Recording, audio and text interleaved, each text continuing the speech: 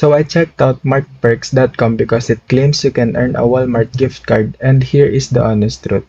Martperks.com advertised a Walmart review program that promises users a $750 Walmart gift card if they complete a survey and provide feedback. My experiences and what I've found during the testing, this claim looks appealing, but multiple investigate reports show that martperks.com is not affiliated with Walmart at all. The site copies Walmart branding and uses unrealistic rewards claims to lure users in. Instead of receiving a gift card, users are typically directed into completing affiliate offers like app downloads, trials, or surveys that generate money for the scammers.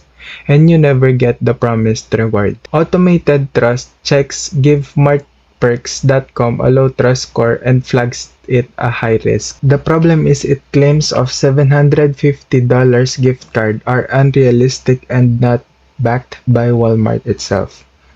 Trust scores from independent checkers are very low. Behind the scenes, the site pushes users into endless offer with no real reward. Some reports, martperks uses SSL encryption, which is basic security. Martperks.com does not deliver on its promises and show many signs of a scam designed to harvest your data and lead you into affiliate offers.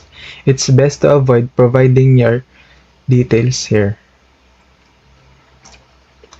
It has false reward claims, not affiliated with Walmart, low trust scores, and high risk flags.